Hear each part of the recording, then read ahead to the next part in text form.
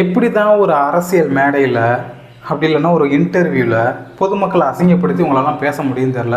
சரி, அதை விடுங்க. எந்த இஷ்யூஸ் இப்போ போயிட்டுருக்குங்கிறது உங்கள் எல்லாருக்கும் தெரியும். இப்போ நான் சொல்கிறது வந்து டிவிகேவை சப்போர்ட் பண்ணுற பெண்களுக்கும், ஏன் எல்லா பெண்களுக்குமே. அதாவது இப்போ எதுக்கு இப்போது ஒரு புறம்போக்கு உங்களை அசிங்கப்படுத்திட்டான், அதாவது விபச்சாரின்னு சொல்லிட்டான், அது உங்களுக்கு கஷ்டமாக இருக்குது. ஏன் ஆண்களாக இருக்க எங்களுக்கு கூட கொஞ்சம் அசிங்கமாக தான் இருக்குது அவன் பேசுனது. அப்படி இருக்கும்போது அவன் மன்னிப்பு கேட்கணும்னு சொல்லிட்டு நிறைய பேர் நீங்கள் பொங்கி வீடியோ போட்டிருக்கீங்க மன்னிப்பு கேட்கணும்னு சொல்லி. ஏங்க, தெரியாமல் செய்கிற ஒரு தப்புக்கு தாங்க அவன் மன்னிப்பு கேட்கணும்.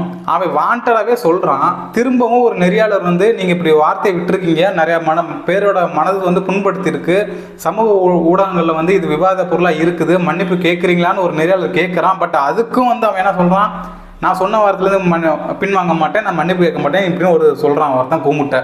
இதுக்கு பேக்ட்ராப்பில் வந்துட்டு ஒரு கட்சியோட பலம், பணம் இதெல்லாம் இல்லாமல் இவனால் இப்படிலாம் சொல்ல முடியாது. ஏன்னா ஒரு காமன் மேனால் இப்படிலாம் சொல்லிட்டு நவுந்துட முடியாது. பட் இவன் சொல்கிறான்னாக்கா ஸ்டாலின் சார் சப்போர்ட் இருக்குது. சரி, அதெல்லாம் விடுங்க.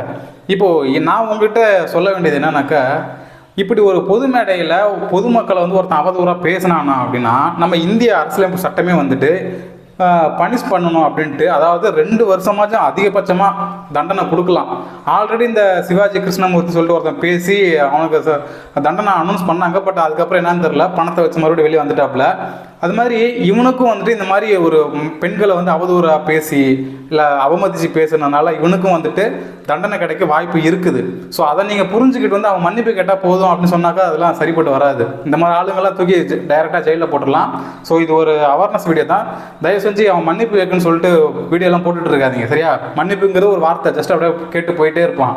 அதெல்லாம் பத்தாது, 2 வருஷம் தூக்கி ஜெயிலில் உள்ளே போடணும். அப்போ தான் இவனுங்க மாதிரிலாம் அடங்குவானுங்க.